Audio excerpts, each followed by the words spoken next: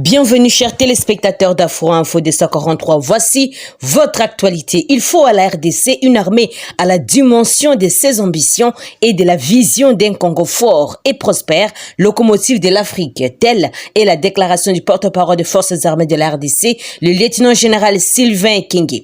Aucun pays au monde ne peut prétendre au développement, au bien-être de sa population sans une armée forte, a balancé le lieutenant-général Sylvain Ekenge, interrogé notamment sur l'effectif de plus de 40 000 nouveaux jeunes enrôlés en formation. Le porte-parole de l'armée congolaise a fait savoir que les nombres importent peu et l'armée vise plutôt sur la qualité des formations de ces jeunes. Le déclic a été donné par les commandants suprêmes Félix Antoine Tshisekedi. L'armée maintiendra les caps. La montée en puissance des FARDC passe obligatoirement par la formation de qualité, l'équipement adéquat et l'entraînement de troupes leur permettant d'affûter les armes pour faire face à toutes les menaces internes et externes, a allégué cet officier militaire. D'après lui, tout est mis en place pour la montée en puissance des FARDC. Les problèmes n'est pas seulement les effectifs, mais faut-il savoir avant d'ajouter que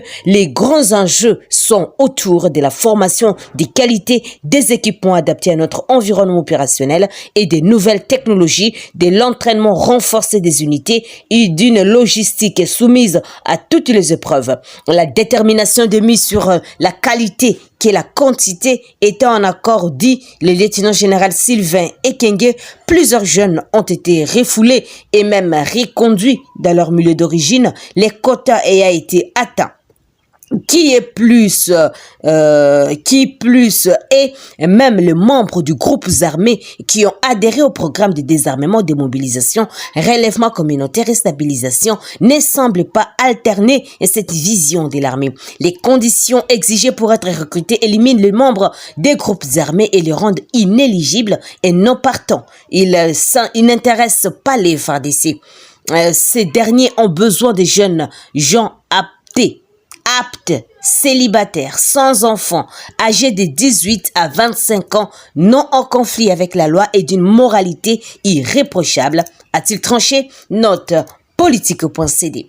Les maires intérimaires de la ville de Goma, les commissaires supérieurs principal, Faustin Kapande, interdit la journée ville morte projetée pour ce mercredi 13 septembre 2023 dans la capitale du Nord Kivu par les mouvements citoyens. D'après les organisateurs, cette manifestation a pour but de protester contre les carnages effectués par les soldats de la garde républicaine le 30 août dernier et pleurer les victimes. Les militaires avaient tué plus de 50 civils dans la répression d'un début de manifestation contre la présence de la MONUSCO. Les maires de la ville mettent sévèrement en garde les organisateurs, affirmant qu'une telle manifestation est une œuvre de l'ennemi qui vise à brouiller les enquêtes et créer les chaos dans la ville. Cette manifestation n'est pas autorisée. Ainsi, toute la population est invitée à vaquer librement à ces activités. Une mise en garde sévère est lancée à l'endroit de quiconque s'autorisera à barricader la route par des pierres telles qu'ils s'observent d'habitude, affirment les maires de la ville. Pour rappel, les enquêtes et un procès se poursuivent à Goma après la tuerie de plus de 50 civils par l'armée le 30 août dernier à Goma. 6 soldats, dont 2 officiers de la garde républicaine, ont été arrêtés et comparaissent à la cour militaire du Nord Kivu garnison de Goma, écrit 7 sur 7. Les assises du Forum régional des Grands Lacs CIRGL se sont ouvertes ce mardi 12 septembre à Kinshasa sous le thème « Un système régional de suivi des minéraux ».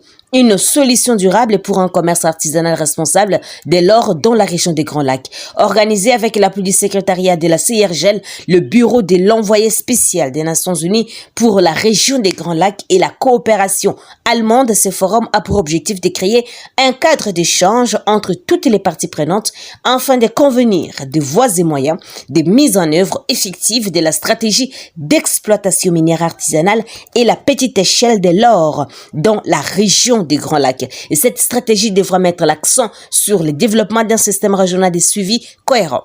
La rencontre veut aussi contribuer aux efforts sur la réalisation du potentiel aurifère en tant que moteur de croissance économique et de développement de la sous-région, indique la Radio Capi. L'organisation de ces assises dans la capitale de la RDC est la suite à l'adoption de la stratégie lors de la 5e réunion des ministres de cette institution sous-régionale chargée des mines tenue à Brazzaville, en République du Congo, le 7 décembre 2018.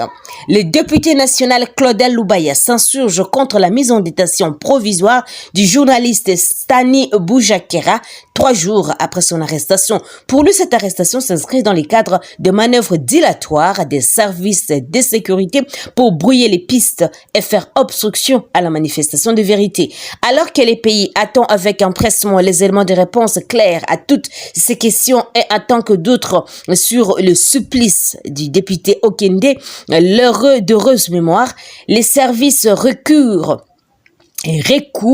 à des manœuvres dilatoires pour brouiller les pistes et faire obstruction à la manifestation de la vérité en arrêtant un pauvre journaliste dont le seul tort est d'appartenir à un organe de presse qui, dans l'une de ses publications, a semblé donner des luminaires sur les circonstances éventuelles du décès de Chérubin Okende. Ce n'est qu'une piste, a avancé le président de l'UDA originel. Selon ses propos, les brides d'informations diffusées par Jeune Afrique et Radio France Internationale mettent à mal la thèse officielle annoncée par un haut magistrat qui affirmait que l'assassinat aurait été commis avec l'arme de garde du corps du défunt.